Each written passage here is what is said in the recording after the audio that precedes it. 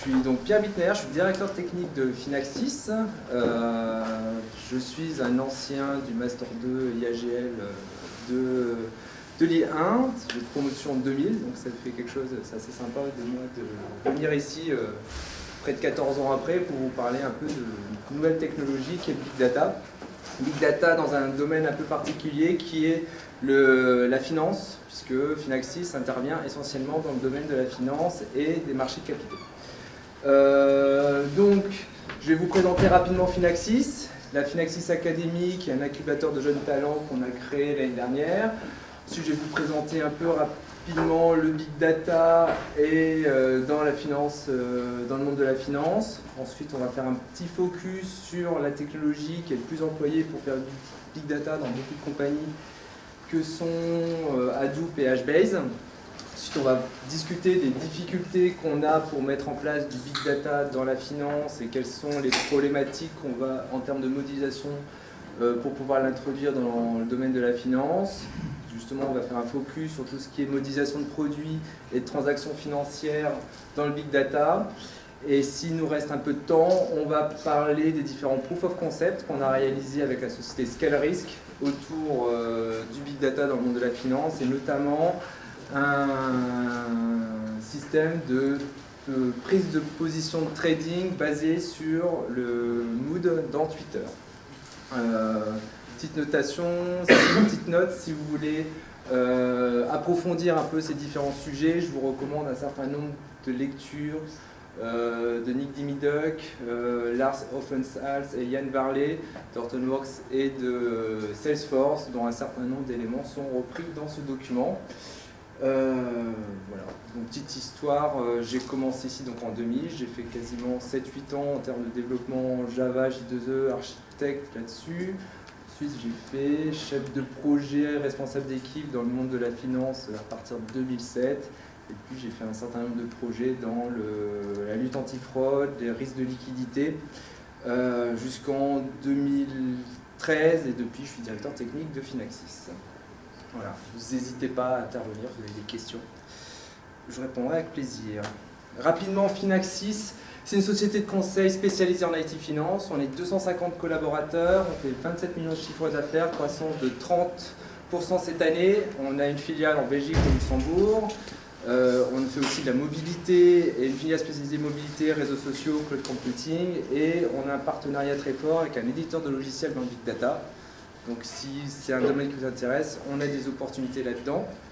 On est plutôt bien vu de la part des grands comptes du monde de la finance, BNP, CIB, Crédit Agricole, CIB, Société Générale. On est bien noté en termes de fournisseurs. Et on a des offres stratégiques sur le Big Data, le Cloud Computing, le DevOps, le Continuous Delivery. Voilà, donc on a des consultants managers qui s'occupent particulièrement de ces offres, qu'on développe depuis 2-3 ans. La Finaxis Academy, c'est quelque chose qu'on a créé l'année dernière. Ça va être, donc, on est en train de recruter pour la deuxième promotion. En fait, c'est un incubateur de jeunes talents pour le monde de la finance. L'objectif, c'est de recruter des étudiants en fin d'études, donc pour leur stage de 5e année, et de les accompagner pour intervenir dans le monde de la finance rapidement. Au plus tôt, c'est un domaine où on cherche beaucoup de développeurs expérimentés, que ce soit techniquement et fonctionnellement. Donc l'objectif, c'est de vous former pendant 6 mois aux différentes techniques, méthodes et les parties fonctionnelles du monde de la finance, avec les acteurs, les produits. En termes de méthodologie, on va faire du Kanban, de la continuous intégration, du continuous delivery. On a 2 modes d'incubation, un directement chez les clients, après un petit tronc commun où on fait une introduction aux différentes technologies, et un dans ce qu'on appelle le Finax Lab, où on intervient sur des projets un peu de recherche et use case autour du Big Data, du DevOps, du Cloud Computing. Voilà. Donc si ça vous intéresse, un petit mail à rh@finaxis.com. J'ai également des petits prospectus à vous distribuer si vous êtes intéressés. Voilà, j'en ai fini pour l'introduction sur Finaxis Academy. On va rentrer dans le vif du sujet.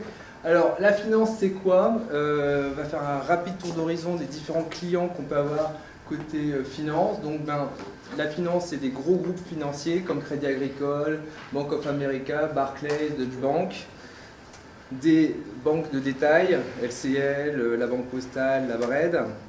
Les assurances sont également assimilées au monde de la finance.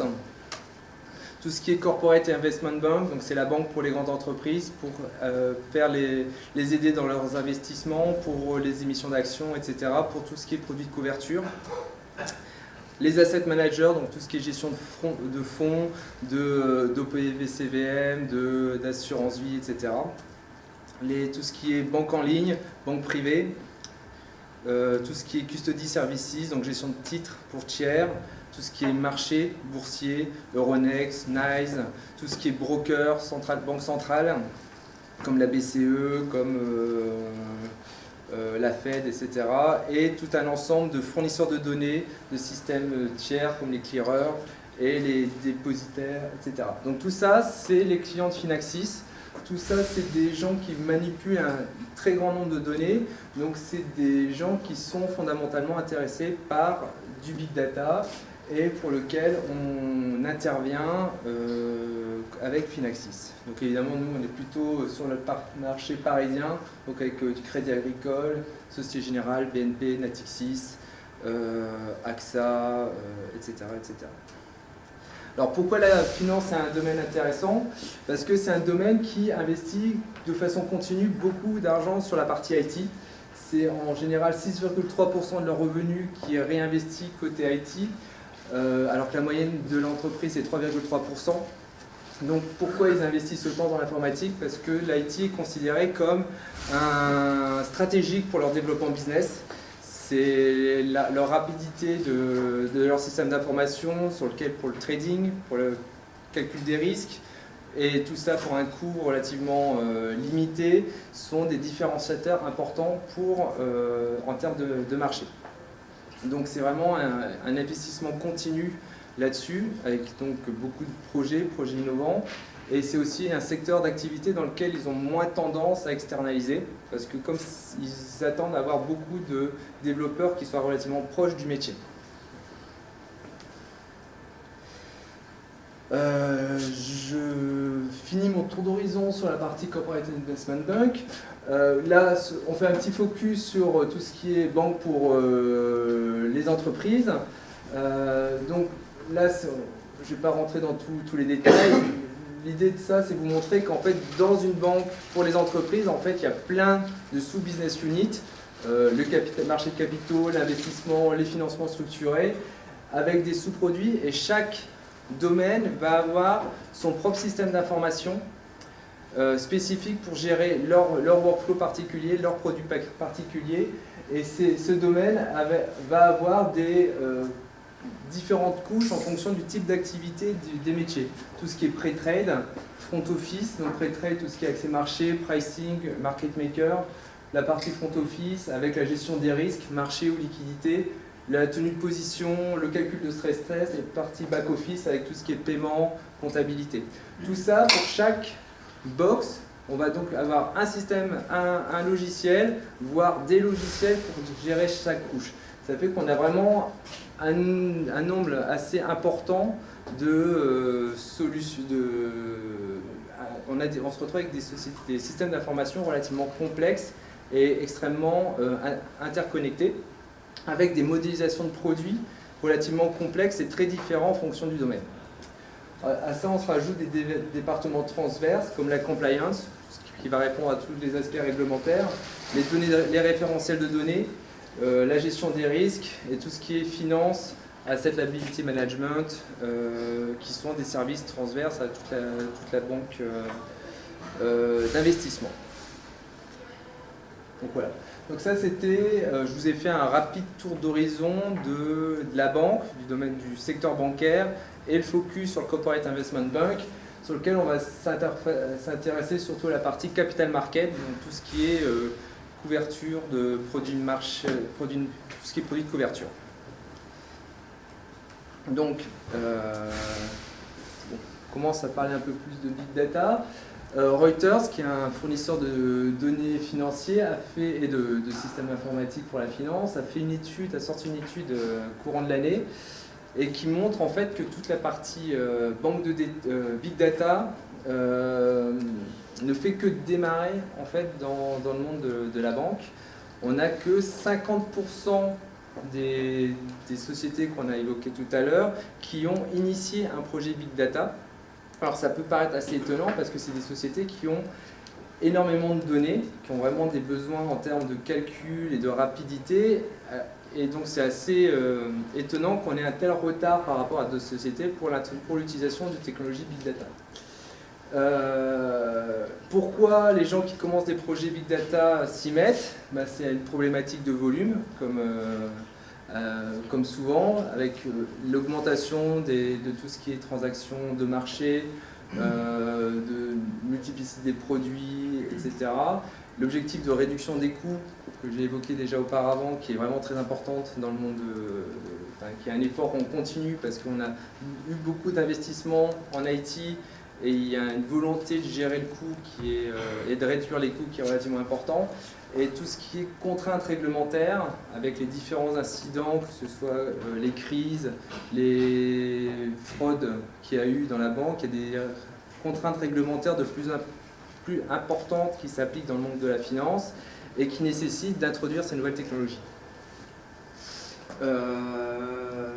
Les domaines dans lesquels on va avoir donc le plus d'impact ou qui sont le plus concernés par la partie big data, c'est la gestion cliente, la partie trading analytics, la recherche quantitative, la gestion du risque, voilà, qui sont les gros drivers ou les thématiques qui sont le plus recherchées pour l'introduction du big data. Est-ce que vous avez des questions? Non, mais j'en ai une. C'est quoi les big data sur les marchés?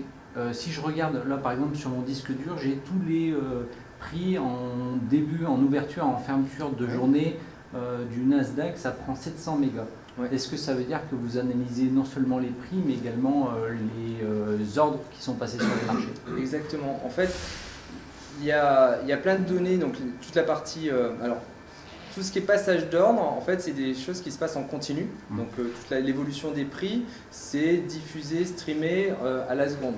Donc, ça fait beaucoup de données qui arrivent en continu. Maintenant, on va avoir de plus en plus le besoin ou la volonté de stocker toute cette évolution en temps réel des prix, donc ce qui va au fur et à mesure augmenter la donnée. Et tout ce qui est ordre qui sont passés, donc transactions, achats-ventes de produits, etc., sont également des choses qui sont stockées actuellement. Maintenant, c'est pas forcément ces deux choses-là qui vont générer énormément de volume. En tout cas, les systèmes actuels peuvent les gérer, enfin, les insérer, etc. C'est la volonté de vouloir faire de l'analyse dessus, des backtests, du backtesting, recroiser les données qui vont faire en sorte qu'on va avoir des problématiques de big data. Je ne sais pas si j'ai été clair du coup. Ouais, je passe sur la deuxième partie. En fait,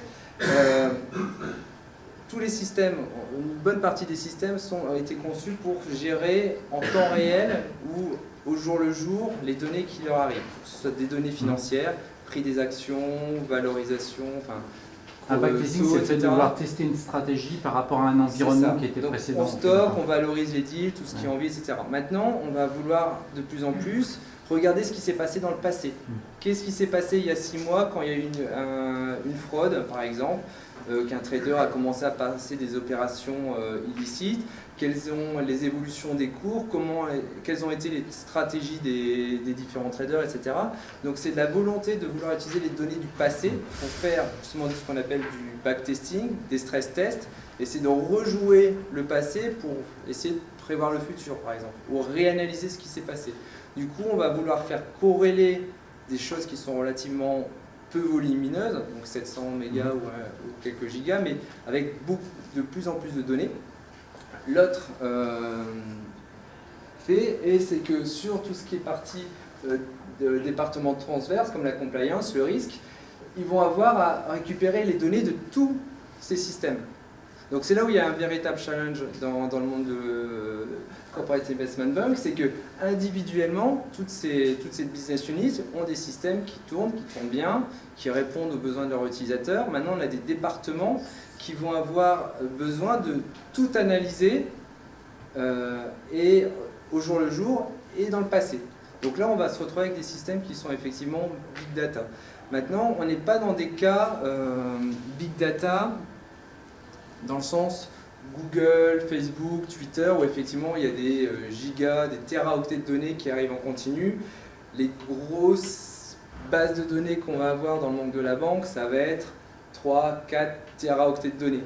Donc c'est pas du big data au sens Facebook, mais ça commence à être des systèmes big data où il y a de la donnée à manipuler, il y a de la donnée analysée et à valoriser. D'autres questions? Si j'ai répondu à votre question. Ah, impeccable. D'autres questions? Donc voilà, c'est vraiment ces parties compliance, réduction du coût et augmentation de volume qui va driver la volonté de mettre en place des systèmes big data. Alors, comme je l'ai évoqué tout à l'heure, les banques se débrouillaient très bien. Ils avaient jusque-là avec leurs problématiques de volume de données. C'est-à-dire qu'ils avaient, ils payaient, ils n'ont pas forcément des gros problèmes d'argent, mais du coup ils payaient des machines relativement costauds, comme des gros serveurs avec 64 cœurs, beaucoup de RAM, avec des systèmes de stockage de type SAN Luna de 50 TB, et pour leurs besoins quotidiens de logiciels financiers, de valorisation de produits, ça tournait et ça se passait relativement bien. La problématique par rapport à ça, c'est comment on gère l'extensibilité du système. Le système, il a coûté très cher à mettre en place, ça tourne, mais à partir du moment où on a rempli les 50 téraoctets, comment on fait pour rajouter 50 téraoctets supplémentaires? C'est relativement compliqué. Comment on fait également pour gérer les pannes? Ça va être des systèmes qui sont extrêmement chers parce que tout est redondant. On va avoir des capacités de changer les CPU à chaud, changer les alimentations à chaud, etc. etc. Donc c'est des machines qui ne sont pas utilisées habituellement et qui sont relativement chères. Donc ça marche jusqu'à certaines limites. Maintenant, quand la réponse du big data par rapport à cette modélisation, c'est en fait Facebook, Google, etc. Ce mode de fonctionnement où je paye un gros serveur avec un gros système SAN, évidemment, très rapidement, les 50 terabits, ils sont remplis quasiment dans la journée. Donc c'est pas une façon de gérer les problématiques de volume. Eux, ce qu'ils ont mis en place, l'architecture Big Data, l'idée c'était plutôt d'utiliser des serveurs bas de gamme, commodity, relativement classiques, et de splitter la donnée sur tout ce cluster, tout ce grand nombre de serveurs. Donc on va se retrouver avec des clusters, des clusters Big Data de 50, 100, 200, 1000 machines dans lesquelles le programme va répartir toute la donnée à travers ces clusters. Donc en termes de... Donc, du coup on a pour un stockage équivalent et des performances équivalentes, on va réduire le coût en utilisant des systèmes beaucoup moins chers. Et c'est le logiciel, Hadoop, HBase, qui va s'occuper de gérer la répartition de la charge et gérer la disponibilité des traitements. Donc on va obtenir de la performance dans ce système-là en rapprochant la donnée qu'on va traiter du CPU, puisque en fait chaque système va manipuler la donnée qui est stockée sur le serveur directement. On va également splitter l'information à travers tout le cluster pour pouvoir tirer parti de chaque machine individuellement, et on va également aussi pousser beaucoup plus l'utilisation de la RAM dans ce système. Donc on va faire en sorte que la donnée, on n'est jamais à faire un sync sur le file system, et on va s'assurer de traiter, de rester le plus possible en mémoire. Donc là, ce système-là va permettre en fait d'avoir une bien plus extensibilité, c'est-à-dire l'élasticité, pardon. C'est-à-dire qu'au fur et à mesure que le besoin en termes de volume et de traitement augmente, il n'y a qu'à raquer des nouveaux serveurs et la performance et le système et le stockage augmentent au fur et à mesure. Ce qui est beaucoup plus difficile à faire dans un système où on a un gros serveur. Quand on veut rajouter plus de capacité de calcul, il faut rajouter une machine beaucoup plus grosse et le portage de l'application est importante. Maintenant, Même quand on paye des machines très très chères, on a toujours un risque d'indisponibilité. Donc qu'est-ce qui se passe si le gros serveur plante? Enfin, on est un peu contraint à répliquer la machine et la mettre dans un système un data center de backup. Idem pour la partie SAN. Donc ça explose le coût global de mon infrastructure. Cette réplication entre les différents data centers, c'est des choses qu'on ne fait pas tous les jours. Donc c'est fait dans des journées qu'on appelle des disaster recovery plans. Donc on va tester des week-ends, on va s'assurer que le basculement d'un gros serveur à un autre fonctionne bien.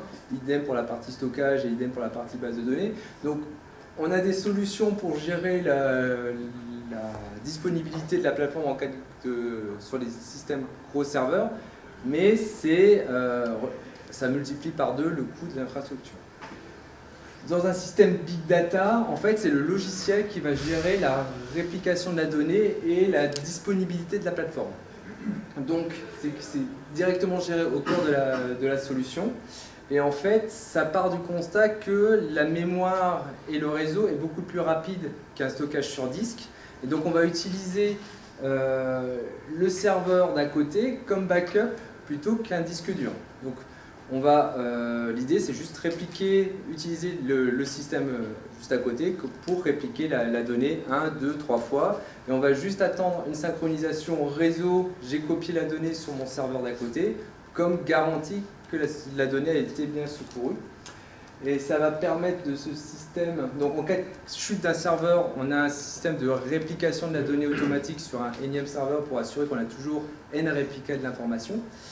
Et grâce à ce système-là, on peut accepter d'avoir jusqu'à 30% de perte de machine. Et donc on a une continuité de service beaucoup plus importante et continue sur la plateforme. Des questions ? La présentation de Hadoop. Donc, Hadoop, c'est une des solutions Big Data Open Source les plus utilisées. Quels sont les composants d'un cluster Hadoop? Donc, ça tourne, évidemment, tout ça, c'est des programmes qui sont en Java, qui tournent sur une JVM. Et les différents composants d'un système Hadoop sont un système de fichiers distribué, HDFS, un moteur d'exécution, Yarn, un système de consensus, Zookeeper, une base de données orientée colonne HBase, un système de calcul avec MapReduce, du query, Pig, Hive, Scoop pour toute la partie connexion base de données et des systèmes d'analyse de la donnée avec Maout. Tous ces systèmes-là sont relativement indépendants. On peut utiliser Zookeeper tout seul, on peut utiliser HBase avec un autre système de fichiers que HDFS.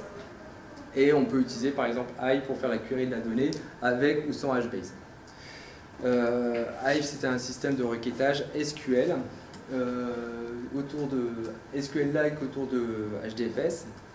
Et on a HBase qui est un système de type NoSQL.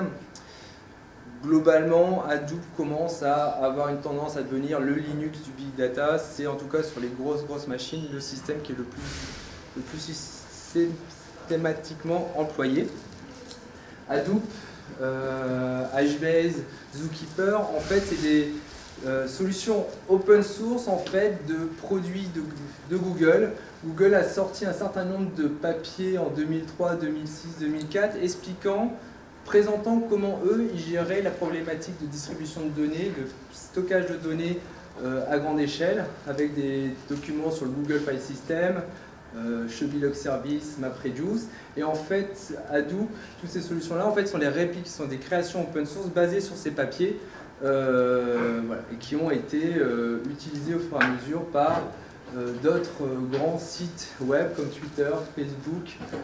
Criteo est un gros consommateur et un des plus gros utilisateurs d'Hadoop en France. Yahoo sont également les gens qui ont beaucoup contribué et développé à la plateforme Hadoop, HBase, etc. Maintenant, en fait, c'est des choses qui sont développées depuis un certain nombre d'années et on commence à voir des industriels, des marchés un peu plus classiques et notamment la finance qui commencent à adopter cette plateforme-là avec des gens comme Salesforce qui héberge la solution de banque privée de Merrill Lynch aux États-Unis.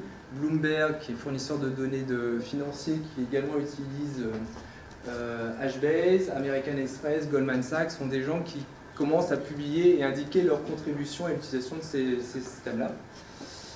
HBase, petit focus là-dessus, en fait HBase c'est une base de données NoSQL, comme MongoDB, comme Cassandra, etc., qui va permettre un accès très performant et rapide à la donnée, qui va également gérer la distribution de la donnée, donc le sharding de la donnée à travers tout le cluster, et qui offre des caractéristiques de strong consistency, c'est-à-dire que quand on écrit de la donnée dans un cluster, dans un HBase, il y a une garantie de réplication, une garantie de lecture de la donnée qu'on lit est bien celle qui est la dernière qui a été écrite, qui est relativement importante dans le cadre de la finance, contrairement à d'autres systèmes qui n'ont pas cette caractéristique de strong consistency. Des questions? C'est une question un peu peut-être de rookie.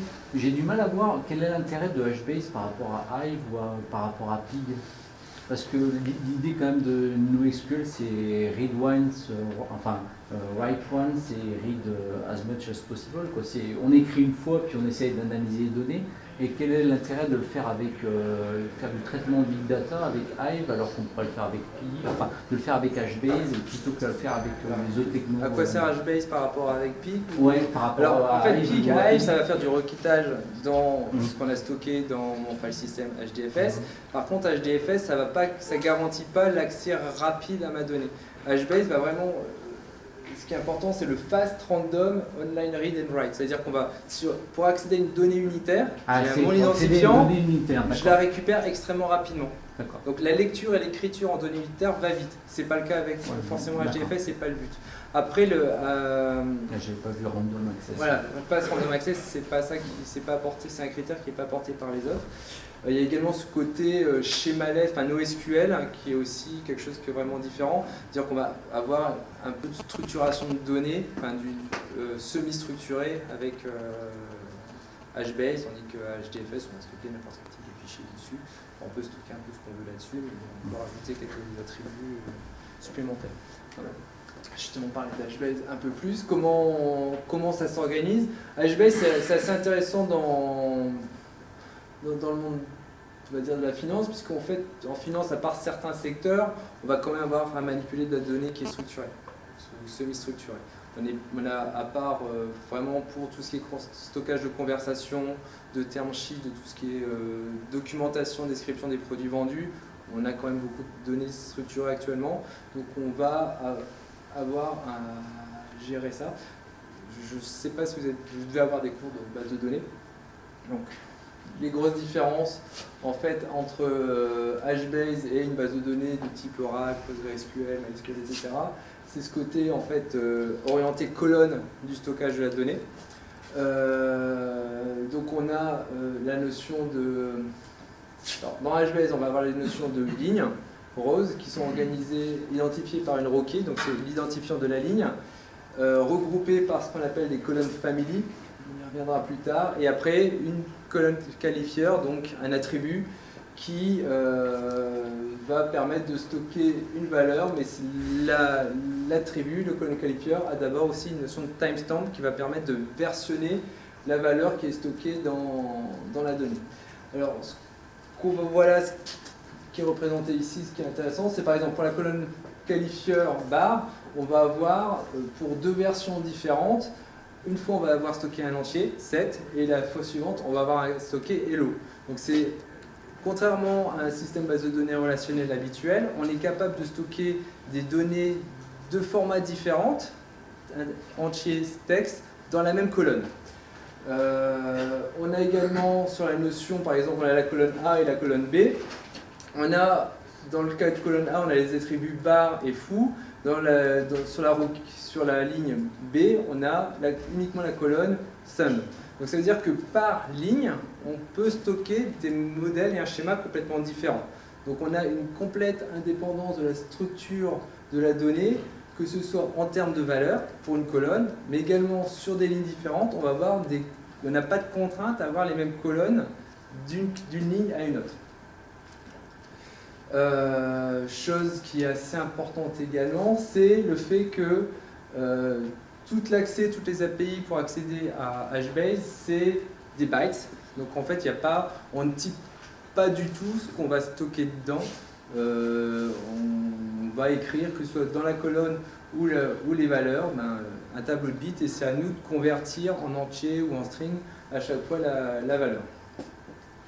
Par exemple, on peut voir sur la colonne family 2 de A, on va stocker un entier en termes de colonne qualifiant.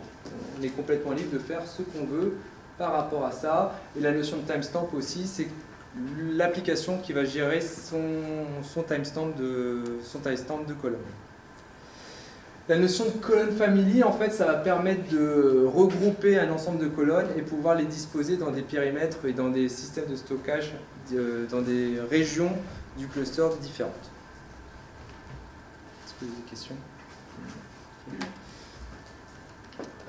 Comment ça marche ? Alors, l'idée en fait de tout ça, c'est qu'on va ensuite, cette donnée va être distribuée à travers les différentes régions serveurs d'HBase. Donc on a le système qui va automatiquement s'occuper à splitter l'information et les différentes tables à travers les régions serveurs qui vont utiliser le système de stockage HDFS comme couche de persistance et qui vont donc s'assurer de la réplication de la donnée. On a un système de master qui va indiquer, être maître de la donnée, qui va être en charge de savoir quelle est la région serveur qui est maître de la donnée et donc où est-ce que le client HBase va avoir à la lire. Et le système Zookeeper qui est un système de consensus qui va justement permettre de s'assurer de d'avoir toujours la notion de qui est le propriétaire et qui est qui est en charge de la qui va être en charge de qui est la région serveur qui est vraiment disponible et en charge de la donnée qui est distribuée dans le cluster. Par défaut, la réplication de la donnée dans un système HBase Hadoop est de 3. C'est-à-dire qu'une fois qu'on va écrire la donnée dans un région serveur, elle sera automatiquement répliquée dans 2 autres clusters. Donc ça, c'est représenté ici. On reprend la notion de ma table A que j'avais tout à l'heure. Donc, par défaut, les tables sont ordonnées par le Rocky, donc ça assure un ordonnancement continu de l'information. Et en fonction de HBase va stocker ça dans ce qu'on appelle des hash-files et automatiquement va splitter la donnée, les tables, dans différentes hash-files. Donc là, dans notre cas de la table 1, la région 1 va héberger les rows de A à D, puis c'est une autre région serveur qui va héberger les données E, F, G, H, etc., etc. Et après, on a le système de réplication qui va recopier les données dans d'autres régions serveurs afin de s'assurer qu'il y a un backup. Donc par exemple, la région 1 est également répliquée dans le région de serveur 7, qui va donc être un backup de la donnée de la tranche de A à D. Et en cas de failure de la région 1, automatiquement le système va indiquer au client maintenant il faut utiliser le région serveur 7 pour pouvoir accéder aux données A, B, C, D, etc. etc. Donc tout ça c'est en fait complètement géré par HBase. On écrit les données dans les tables de façon continue. HBase va faire en sorte que les données soient tout le temps ordonnancées en fonction de la Rocky et va automatiquement splitter le contenu des tables dans différentes régions serveurs. Et en cas de failure, automatiquement, splitter les données à travers différentes régions serveurs, les répliquer sur d'autres régions serveurs jusqu'à 2 fois et s'assurer du basculement d'un région serveur à un autre en cas de failure d'un des serveurs. On peut forcer le partitionnement par colonne. Par exemple, si on veut que, je sais pas, on a des données sur les continents et on veut forcer que les données d'un certain continent soient dans une région particulière, par exemple pour accélérer l'analyse. Ça peut se faire, c'est en fonction de la façon dont on va modéliser la Rocky. Donc les lignes sont ordonnancées par la Rocky, donc en fonction de la façon dont on la réalise, donc par continent, en mettant par exemple le continent en premier, on va s'assurer que de façon continue, toutes les données d'un tel continent vont être stockées sur le même serveur. Donc ça va permettre par exemple à un accès séquentiel d'être beaucoup plus performant. Maintenant, en fonction de la typologie de ce qu'on veut faire avec la donnée, donc soit on veut avoir beaucoup d'agrégation et de calcul, on va avoir tendance à rapprocher et à rejoindre les données sur un même région serveur. Maintenant, ça crée des problématiques, c'est-à-dire que si, par exemple, les données qui arrivent sont continues, ben, ça va être toujours le même région de serveur qui va travailler. Donc, en cas de failover, il y a des risques, des impacts de charge et de réplication qui risquent d'être un peu plus longs. Donc, en fonction du besoin et de la typologie des traitements qu'on va faire, il faut bien modéliser sa requis pour être sûr que soit disperser le plus possible sa donnée à travers toutes les régions de serveurs, ou alors, en fonction du besoin, de les regrouper et effectivement être beaucoup plus efficace pour les traitements. Donc ça, c'est un choix qui est assez important de modélisation dès le départ. C'est-à-dire qu'après, on ne peut pas rechanger la façon dont la donnée est distribuée dans le cluster HBase. La requis, elle est immuable. Question. Si par exemple un élément doit arriver avant l'élément A, est-ce que ça perturberait tout le système de région des éléments déjà présents dans la table? Si par exemple on a juste un nouvel élément avant l'élément A, donc par exemple dans ce cas-ci, un AB qui arrive avant A, c'est ça? Oui, peu importe, un élément avant A, donc le D devrait passer dans la région 2, donc on devra redistribuer l'entité. Oui, c'est pris en charge par HBase également. Mais ça engendre un surcoût. Il y aura peut-être un temps où le temps du resplit de la donnée va impliquer une certaine indisponibilité de quelques millisecondes de la donnée tant qu'on resplit les données et qu'on les re-réplique. En fait, le système de fichiers, je ne sais plus la taille en tête, 64 mégas, enfin, le HFAL a une certaine taille, une fois qu'on l'a rempli ou qu'il y a besoin de continuité de la donnée, ben c'est lui qui prend en charge le fait de rejoindre les données, les resplitter, les remettre en disponibilité. Question ? Alors, les accès sur HBase, c'est relativement simple. En fait, on peut voir HBase comme des maps de maps.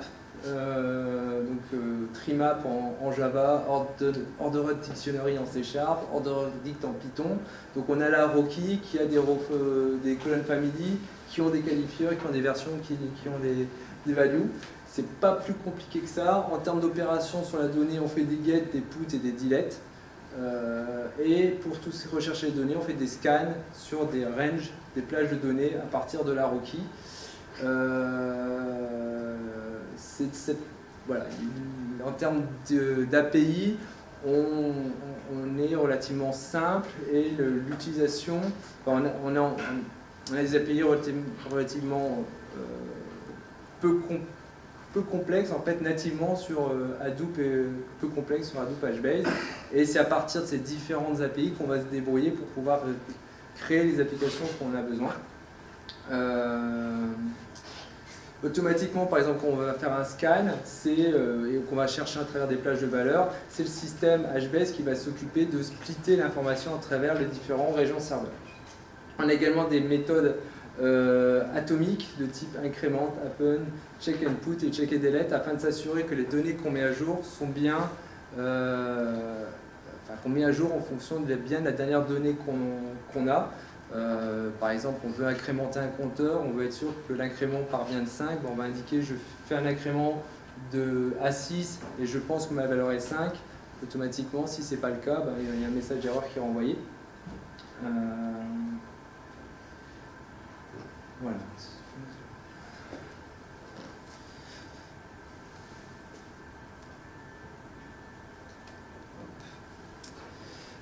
Pour en revenir rapidement sur le monde de la finance, c'est des problématiques qu'on a déjà évoquées.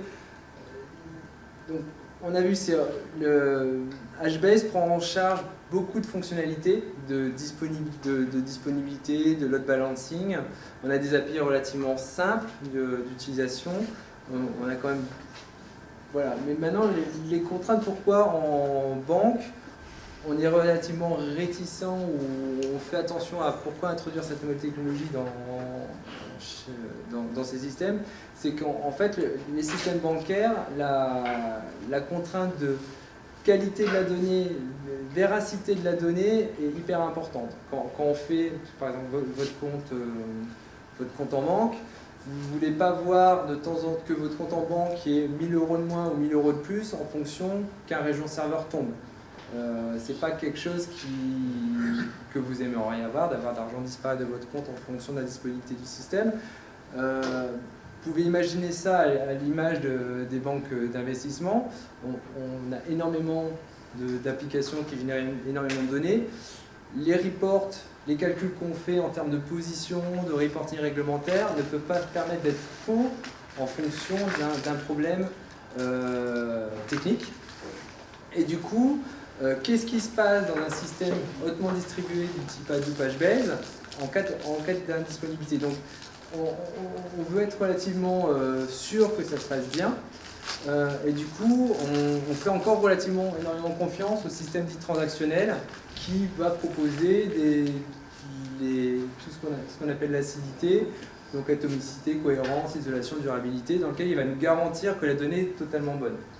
Donc voilà, donc c'est une première crainte par rapport au big data.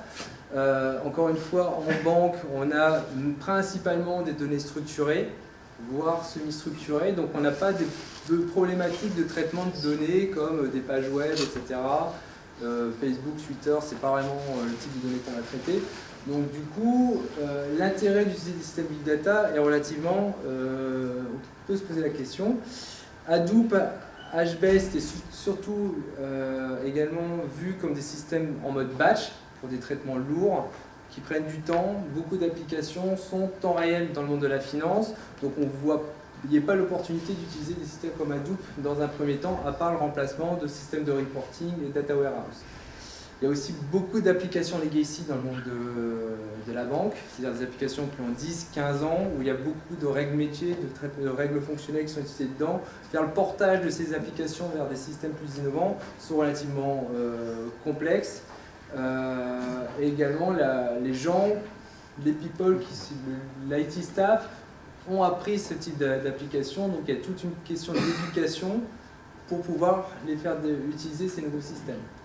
Il y a également, on l'a évoqué plutôt déjà, des problématiques dites de big data dans le monde de la banque depuis un certain temps. Ils traitent un volume de données en termes de prix, en termes de transactions. Donc ils ont déjà mis en place des systèmes de type data grid, compute grid, des systèmes de grosses bases de données type Exadata. Donc ils ont déjà été outillés pour pouvoir traiter un large volume de données. Quel est l'intérêt? Qu'est-ce que ça peut apporter à Hadoop par rapport à tout ça? Ils ont aussi des contraintes réglementaires de type Disaster Recovery Plan, donc ils doivent répliquer tout leur système d'information en cas d'indisponibilité de data center. Hadoop, HBase, comment ça se comporte dans ce contexte-là? Comment l'utiliser dans mon infrastructure qui est hautement virtualisée? Hadoop, HBase, on a plutôt tendance à l'utiliser sur des commodity servers, donc des machines du bare metal, pas sur des VM. Donc voilà, toute l'IT, on sait faire plus que de la VM. Comment j'introduis des nouveaux types de machines dans mes data centers? Comment je fais mes backups en ligne de 100 teraoctets de données? C'est pas forcément évident, surtout que c'est les régulateurs qui m'imposent d'avoir ce type de système. Ça a une vision sur le big data en termes d'introduction comme étant potentiellement un gros projet multi-annuel qui va être très coûteux. Donc dépenser des millions pour mettre en place un système qui est censé être moins cher. Voilà, comment on calcule le retour sur investissement. Et par contre, quelque chose qui est relativement moteur dans le monde de la finance, c'est cette problématique avec les legacy systems et grosses bases de données, gros systèmes actuels. On a de plus en plus de mal à délivrer rapidement des nouvelles fonctionnalités du fait des contraintes relationnelles et l'historique, toute la partie legacy. Donc il y a quand même un relatif intérêt par rapport au big data, par rapport à l'implémentation rapide et le delivery de nouvelles valeurs. Donc next step, on va essayer de montrer un peu comment mettre en œuvre le big data, donc HBase, et ce côté schéma LS, NoSQL de la donnée, sur des produits et des trades financiers. Des questions par rapport aux autres parents? Oui, j'ai un doute, je ne suis pas sûr d'avoir compris un truc. Le big data, vous ne l'utilisez pas uniquement pour les outils de business intelligence, vous le faites aussi sur des systèmes opérationnels? Oui. D'accord. Oui, l'objectif, c'est effectivement de remplacer des systèmes Opérationnel. de type tenue de position temps réel, typiquement. Système de reporting vision 360 des clients, mais en intraday, par exemple.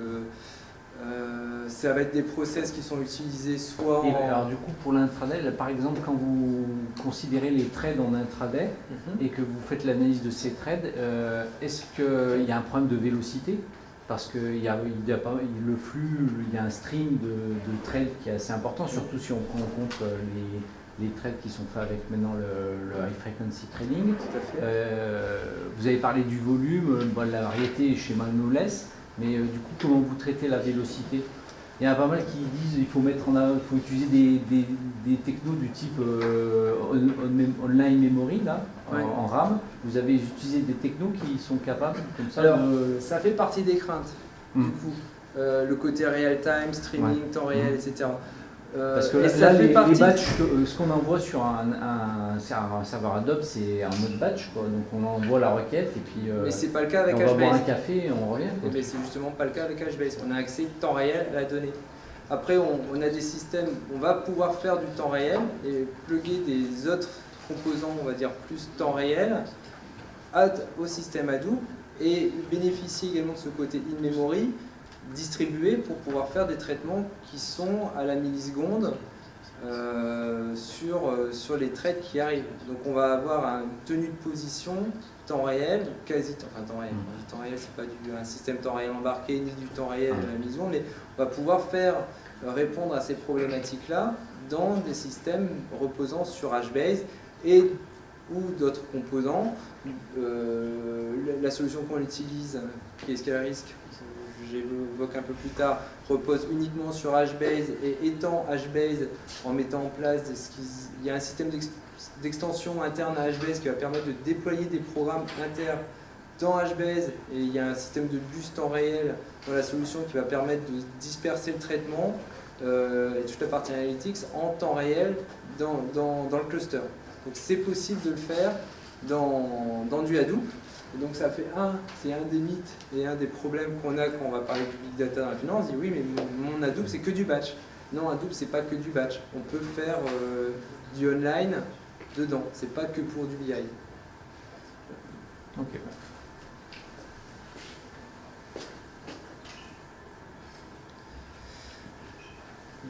Donc, présentation rapide de ce que c'est qu'un produit et un trade dans le monde de la finance.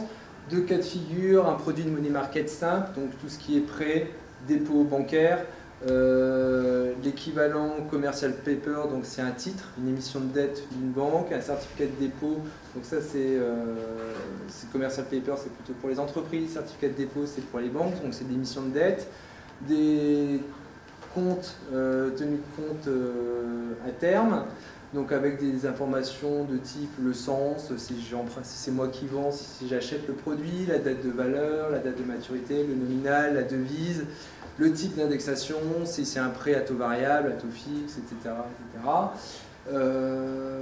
La date de vente de mon produit, le type de mon produit.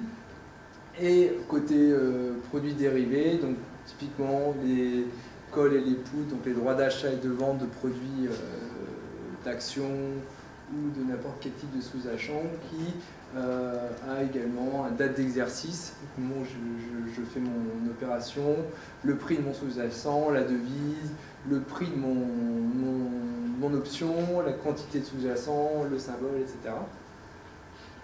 Et un trade qui va être présenté par le trader qui a fait l'opération, qui a créé l'opération, qui a modifié l'opération, la date de l'événement, le type de l'événement, si c'est une création, une modification, une annulation, le système dans lequel a été fait l'événement, si c'est plutôt front office, si c'est système de type dérivé taux, dérivé action, le centre de profit, le statut, s'il est confirmé, annulé, etc. Voilà. Globalement, de façon relativement simplifiée, on va modéliser tous les produits financiers comme ça, avec des transactions, donc les trades, pour indiquer quand est-ce qu'a été fait l'opération. Donc là, c'est deux produits relativement simples. On peut imaginer qu'en fait, pour chaque type par système, on va avoir plus d'une centaine de colonnes représentant tous les cas de figure, toutes les exceptions pour un type de produit, mais on a des modélisations qui sont relativement différentes, avec des informations distinctes en fonction du type de produit de sous-jacent qu'on va traiter, et avec une partie commune.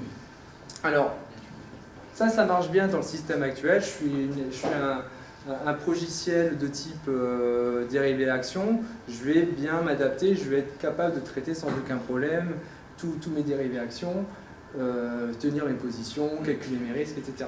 Maintenant, qu'est-ce qui se passe quand on va vouloir faire un système qui va vous faire du reporting réglementaire sur toutes les opérations de la banque? Là, on va se retrouver avec un vrai challenge, puisque on se retrouve avec autant de systèmes, autant de produits que de business line, autant également donc de product line, de systèmes, de service layer. La modélisation au niveau du front, c'est pas la même au niveau du back. Donc, créer un dictionnaire commun, c'est extrêmement difficile, voire impossible en réalité, et on a donc énormément de mal à réaliser ces problèmes, on va dire, de consolidation pour faire tout ce qui est vue 360 du client, les systèmes de risque, la compliance. Et au final, qu'est-ce qu'on va faire? On va trouver un terrain d'entente commun pour tout ce qui est modélisation de la transaction, et encore, parce qu'il y a certains produits, certains systèmes qui vont modéliser des produits avec des multijambes, pas d'autres. Donc, on va se retrouver avec un système qui est un peu fourre-tout, mais il y a tout un tas de champs où on va finalement pas trouver aucun match. Il n'y a pas d'équivalent d'indexation, on va dire, sur la partie dérivée ou la partie foreign exchange. Donc, au final, qu'est-ce qu'on fait dans un système traditionnel? On va finir par répliquer dans mon système autant de colonnes que j'ai de systèmes. On aura un système qui va être au format gruyère, c'est-à-dire que sur la partie, quand je vais avoir des systèmes de type dérivé, là, toute la partie information pour tout ce qui est money market sera vide, etc., etc. Donc au final, on se retrouve avec un système qui est plus du tout relationnel et dans lequel on ne va plus avoir aucun check, aucun contrôle au niveau de la base de données. Et également, donc on va se retrouver également avec des systèmes où on a agrégé plusieurs, non pas, on se retrouve à agréger quotidiennement plusieurs millions de lignes, des téraoctets de données sont stockés. Les systèmes actuels sur certains de nos clients, on arrive à plusieurs milliards de lignes sur certains champs avec 4-5 téraoctets de données compressées sur les tables modélisant les transactions. Donc même si initialement on est sur des systèmes représentant des modèles relativement simples, qui sont bien représentatifs dans une base de données relationnelle, à partir du moment où on fait un système de consolidation, on va vouloir récupérer tous les trades et tous les produits d'une banque, on se retrouve à quand même avoir des problématiques de données non structurées. Après donc tout ça, on va vouloir appliquer des traitements, des enrichissements, des normalisations de données, puisque chaque système va avoir des référentiels différents, des calculs de valorisation de produits différents sur lesquels on va vouloir appliquer les mêmes. Donc on va avoir non pas en plus juste à stocker la donnée, mais également à les traiter et à les enrichir, les calculer, faire du reporting, d'agrégation et d'analyse dessus. Donc la modélisation de la donnée est importante. Pour faire un petit focus là-dessus et donc voir quels bénéfices on va avoir sur la modélisation dans le big data et l'utilisation d'HBase, on a le cas en fait en base de données, on va vouloir, dans une base relationnelle, on va vouloir garder toutes les versions, tout l'historique d'une transaction, donc création, modification, annulation, en ligne, afin d'avoir une visibilité de l'historique. Donc, ce qui fait que dans une base relationnelle, on va se mettre à répliquer l'information, flaguer la dernière version comme étant flaguer la dernière version et avoir une chaîne d'historique et une prévieuse version pour pouvoir remonter dans l'historique. Donc ça fait qu'on se retrouve avec encore plus d'informations et des difficultés à identifier des choses toutes simples comme quels sont les champs qui ont été modifiés d'une ligne à une autre. Dans ce cas de figure, on a une transaction, je crois que c'est un dépôt qui a été incorrectement saisie. Elle a été saisie avec la mauvaise devise en euros au début. On veut juste corriger pour mettre de la devise en temps JPY. Donc on se retrouve avec une deuxième transaction pour indiquer la modification par l'user modifier RST. On va changer la WJPY. Et ensuite, dessus, le système a fait une erreur puisqu'il n'a pas bien corrigé le calendrier de paiement. Donc on va avoir une deuxième modification par LTO pour pouvoir corriger le calendrier de paiement. Donc dans le système, on va se retrouver par rapport à un trade, 3 transactions, 3 éléments différents. Donc c'est relativement complexe. On peut modéliser ça de différentes manières. Donc soit tout mettre en ligne, soit copier la donnée, les versions historiques dans une autre table dite historique où on va garder en fait dans le système dans la table principale que la dernière version et les historiques dans une autre table. Mais tout ça, c'est l'application qui doit gérer la gestion, c'est l'application qui doit gérer tout ce traitement et cette modification. Dans tout état de fait, ce n'est pas la base de données qui va vous aider à gérer l'historique de façon automatique. Donc dans le monde HBase, comment ça se modélise tout ça? Imaginez qu'en fait, au lieu d'avoir tous ces champs, toutes ces colonnes, en fait chaque colonne est gérée de façon individuelle et que chaque colonne peut être modifiée de façon indépendante, juste en précisant indiquant qu'on modifie la donnée et on va versionner la donnée. Donc au final, on va avoir, donc là je l'ai représenté encore en mode plus ligne, c'est que pour une modification, on va juste mettre à jour telle et telle cellule avec un nouveau timestamp en disant voilà, telle personne a modifié telle colonne, etc., etc. Donc on a un accès vraiment distinct sur chaque cellule par rapport à une information. Donc voilà une des grosses différences de modélisation d'une transaction qu'on peut avoir dans une base de données relationnelle classique, où on doit forcément stocker toute la ligne et répliquer toute la ligne, par rapport à un système orienté colonne, où on va modifier cellule par cellule de façon individuelle. Donc, pour représenter ça de façon plus HBase, donc on n'est plus en mode ligne, on est vraiment en mode colonne. Donc on revient sur la Rocky, qui là on utilise la référence du trade comme identifiant pour pouvoir y accéder. On a une colonne family de type info dans laquelle il va regrouper l'ensemble des informations d'une transaction. Et chaque colonne, l'event type, la date de l'événement, le créateur, la date de traitement, la contrepartie, etc., etc. Et donc, dans ce cas-là, on va avoir modifié la date d'événement. On a 3 versions correspondant à chaque modification. Plusieurs user modes, user modifier, RST, LTO en fonction des différentes modifications qui ont été faites.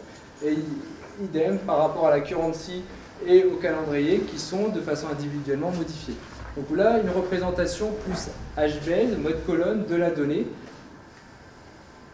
Voilà, c'est la représentation qu'on a en fait en mode orienté colonne de la donnée avec le timestamp qui va permettre de se positionner dans la dernière version. Alors par défaut, HBase vous retourne la dernière version. On peut ensuite par API demander de récupérer des versions supplémentaires. En termes d'atomicité, la HBase garantit une atomicité à l'écriture de l'ensemble de la ligne. Donc on n'a pas de garantie sur plusieurs colonnes enregistrées en même temps, mais chaque ligne, chaque row est de façon atomiquement bien écrite et stockée dans une seule région. Donc log c'est également per row et toute la donnée du HFAL est stockée dans une seule région de façon unimémorique.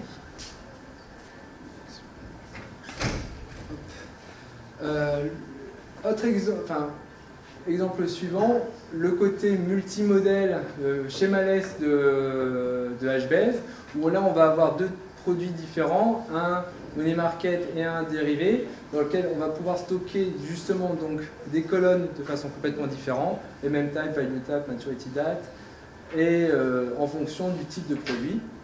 Ce qui montre également dans l'application, c'est qu'en fonction du système, on peut avoir des données qui sont stockées au format date dans un système, on peut le stocker par exemple en texte. Et donc ça, à HBase, il n'y a aucune contrainte, on va dire, là-dessus. On peut rajouter le nombre de colonnes qu'on veut, stocker les informations qu'on veut. On est beaucoup plus souple en termes de données et finalement on va stocker que l'information qui est nécessaire. On n'a pas de réplication de champs qu'on peut avoir dans un système de consolidation. On va se finir à avoir 500 colonnes pour pouvoir stocker tous les types d'instruments. Ben, pour chaque trade, on n'a vraiment que les colonnes disponibles dans le système. Ils sont versionnés et on n'a pas de contraintes en termes de format. Ce qu'on peut arriver souvent, c'est d'avoir deux systèmes différents. L'extraction se passe mal et du coup on se retrouve avec des dates, avec du texte dans des dates ou avec du texte dans des montants. Et ce qui, dans un système relationnel classique, ben, ça ne va pas pouvoir rentrer puisque la colonne elle est typée. Dans une base NoSQL, ben, finalement on met du texte, de la date et tout ça. Ils s'en fout un peu, ça rentre.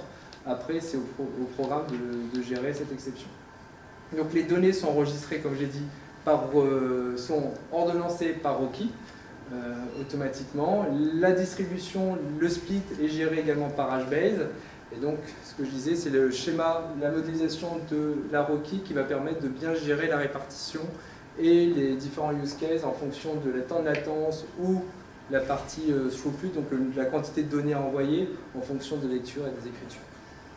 Donc la modélisation de la Rocky est vraiment un élément très critique pour un modèle HBase.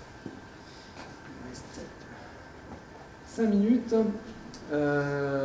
Autre problématique qu'on a dans les systèmes modélisation de base de données, c'est tout ce qui est relation, association.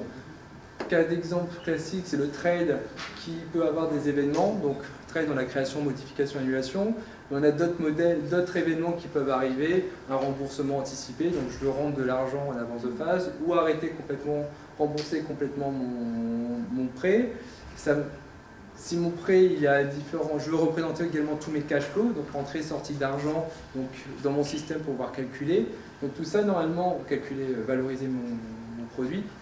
Donc tout ça, c'est géré normalement dans un modèle relationnel classique par des tables différentes, une table trade, une table event, une table cash flow. Quand je fais une modification dans mon système, normalement, ma base de données relationnelle va s'assurer qu'il y ait une cohérence dans l'ensemble de mes modifications. Donc, mon trade, il a été créé, je veux générer une modification par rapport à un événement, je vais recalculer l'ensemble de mes cash flows. Je veux que mon système soit complètement cohérent, donc ma base de données va créer une transaction durant laquelle je vais modifier aussi bien mon trade, mes events, mes cash flows, pour pouvoir avoir toujours quelque chose de cohérent, à tout moment. Donc ça, c'est la façon dont on fait en base de données. Maintenant, comment on le fait dans un système distribué qui a avec beaucoup de volume? C'est relativement compliqué, puisque HBase ne garantit absolument pas tout ce qui est transactions, associations entre les différentes entités. Par contre, ce qu'on peut faire avec HBase, comme on a vu, chaque colonne, chaque qualifieur en fait est complètement dynamique. Donc il n'impose pas de contraintes sur le nom. On ne crée pas un schéma en disant voilà j'ai mon maturity date, value date. Au niveau du programme, je peux rajouter des colonnes de façon complètement dynamique. Et donc de cette façon-là, on peut essayer de tricher un peu et en fait créer des sous-éléments, des sous-entités dans mon trade. Et donc je vais garantir une cohérence de ma donnée puisque finalement en stockant mes events et mes cash flows dans ma retrade, eh ben, j'ai une garantie à l'écriture d'avoir un système qu'on veut. J'ai une garantie à l'écriture en termes de cohérence de l'information. Par contre, la contrainte par rapport à tout ça, donc ça marche bien, on peut pouvoir stocker autant d'events que l'on veut dans mon trade, autant de cash flow que l'on veut. Par contre, on n'a plus accès facilement à tout système de calcul des fonctions d'agrégation qu'on a en base de données, comme les sommes, les averages, etc. Il va falloir le programmer manuellement en mode avec MapReduce. En mode, on va dire, plus table, ça représente ça. Donc là, on a une création avec un remboursement anticipé derrière qui va créer une table cash flow représentant l'ensemble de mes flux d'argent, entrée et sortie. Donc à telle date, j'ai de l'argent qui rentre et que je dois rendre 3 mois plus tard. Et une table d'événements en disant voilà, à tel moment, j'ai mon client qui va me faire un remboursement partiel de tel montant et je dois lui payer et il me paye en plus telle pénalité. Là, une modélisation classique en mode table. Dans représentation plus en mode HBase, on va avoir donc au niveau de mes différentes cellules, on va pouvoir stocker en fait autant de cash flow que l'on veut en préfixant, mettant l'identifiant de cash flow numéro 1, cash flow numéro 2, cash flow numéro 3. On n'est pas limité en nombre de colonnes, donc on va pouvoir stocker des centaines de cash flow et des événements dans mon row, et je vais pouvoir stocker ça de façon transactionnelle. Avec les colonnes family, on peut s'amuser à splitter ces informations sur différents régions serveurs. Donc on va avoir une colonne family pour tout ce qui est information financière. On peut créer une autre colonne family pour tout ce qui est cash flow, donc qui pourra être, ce n'est pas forcément des informations qu'on a besoin tout le temps, donc on va pouvoir le stocker dans un région serveur différent et le stocker qu'au moment où on en a besoin. Et par exemple, tout ce qui est info, on peut soit le stocker dans un région serveur colonne family spécifique aux événements, soit le mettre également dans la colonne family info pour pouvoir récupérer ça directement quand on va lire les informations du trade, parce qu'on considère qu'on en a besoin quasiment tout le temps. Donc on fait le nested en fonction du type, un identifiant et l'attribut pour pouvoir stocker les différentes informations. Est-ce que vous avez des questions? Vous avez dit que toutes les fonctions d'agrégation qu'on utilise classiquement, comme somme, moyenne, etc., vous étiez obligé de les refaire, les réécrire en MapReduce. Vous ne pouvez pas utiliser Hive, parce qu'avec Hive, par exemple, on peut charger on peut lire des Hive Space, on peut charger des fichiers HDFS, on peut charger. On peut faire, mais Hive ne va pas forcément connaître avec les colonnes. Comment le modèle on l'a écrit. Donc, mais on le définit. On peut toujours le faire. On peut le définir, on peut dire s'il y a une structure, on peut définir. Il faut le définir. Oui, il faut le définir. Forcément, il faut le redéfinir. Mais a priori, c'est possible d'utiliser ce type de techno. Alors, je ne connais pas bien Hive. Donc, vous, ce que vous refaites, c'est vous recalculez, enfin, vous réimplémentez tout en fonction de votre structure directement en MapReduce. Alors, on refait les calculs en fonction du besoin et des calculs qu'on veut faire. On refait les calculs au moment. Je veux dire que ce n'est pas HBase qui va vous donner sur la table. De toute façon, dans HBase, il n'y a pas ces fonctions d'agrégation. C'est un problème récurrent. Donc, il y a des langages qui ont été développés au-dessus, comme Pig, qui permettent de faire de l'analyse. Parce que il faut reconnaître qu'en Java, parfois, c'est pas très, on ne monte pas très haut en abstraction. C'est long à développer, quoi. Après, c'est brut de fonderie ce qu'on peut stocker. Dans le système, on peut faire une surcouche de persistance qui va vous permettre de stocker, récupérer la donnée dans le modèle avec une liste de cash flow, une liste d'événements. Et dessus, vous pouvez ensuite parcourir avec des fonctions lambda, etc., faire vos boucles pour faire les calculs directement. Mais c'est à vous de prendre de votre modèle trade, events, cash flows, de vous débrouiller pour pouvoir le stocker de cette façon-là dans HBase. Et quand vous relisez la donnée, à vous de le remettre dans votre modèle de données classique, dans votre modèle de données, et faire dans vos traitements les opérations que vous voulez faire dessus. Non, ma question c'était simple, c'est la plupart des traitements sur les données que vous stockez dans HBase, a priori, vous les implémentez directement en MapReduce. Ou pas, MapReduce c'est le système habituel. Maintenant, on peut faire... ce que je veux dire, MapReduce ou un autre algorithme au niveau traitement habituel. C'est pas la base de données qui vous donne accès à ces systèmes d'agrégation. C'est pour savoir quelles sont les technos que vous utilisez. Alors, ça c'est la réponse suivante. Parce que là, vous parlez des technos de stockage, mais les technos de traitement, donc a priori, c'est plutôt... Alors, là, on a vu un certain nombre de contraintes de stockage et d'astuces pour pouvoir traiter, manipuler des trades en base de données. Nous, ce qu'on utilise, en fait, c'est ScaleRisk, qui en fait a une surcouche au-dessus des couches Hadoop, HDFS, Yarn, HBase, et qui va rajouter justement ce dynamic schéma et ce système de persistance. Et tout un ensemble de systèmes de calcul de position en temps réel, de systèmes d'agrégation analytique. Donc on peut le faire à la main, ou avec ScaleRisk, qui lui réimplémente ces couches-là et qui va rajouter des fonctionnalités, donc le dynamic schéma, donc à peu près tout ce que j'ai parlé derrière, du versionning, c'est-à-dire timestamper tous les traitements pour bien identifier quand est-ce qu'il a eu lieu, des systèmes de stream processing, donc tout ça passe par un bus temps réel pour pouvoir faire le calcul quasi en temps réel, quand ça rentre dans le système, c'est redistribué dans le cluster, des systèmes d'index basés sur Lucene, un système d'isolation à la lecture, as of date, stockage de documents, et au-dessus des couches beaucoup plus évoluées comme un Cubolab distribué pour faire l'analytics qui est également en temps réel, calcul de position en temps réel et du machine learning, API REST, etc.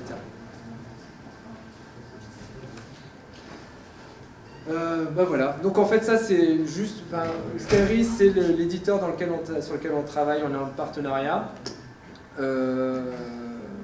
qui fait justement toutes ces surcouches autour d'Hadoop HBase pour pouvoir répondre aux problématiques plus orientées finance, puisque toute cette partie de véracité de l'information, calcul temps réel, etc. est hyper important dans ce contexte-là, d'audit, d'as of date. Et donc ça va permettre de réaliser des projets beaucoup plus, on va dire, rapidement, sans avoir à écrire toutes ces surcouches, toutes ces problématiques de modélisation. Voilà. Globalement, avec eux, ce qu'on a fait, du coup, je pense que j'ai plus le temps pour finir.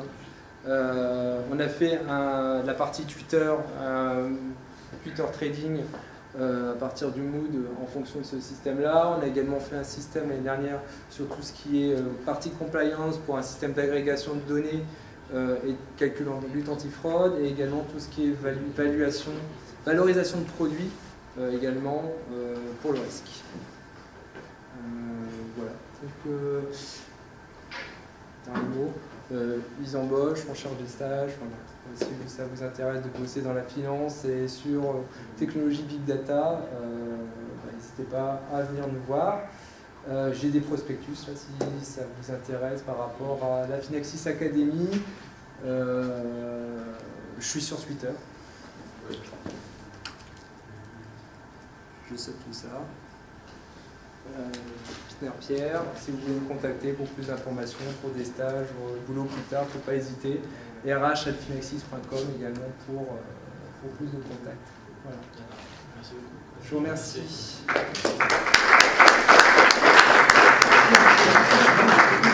Je suis encore là 30 minutes. C'est pour ceux qui n'ont pas de cours, qui sont dispo et qui ont d'autres questions.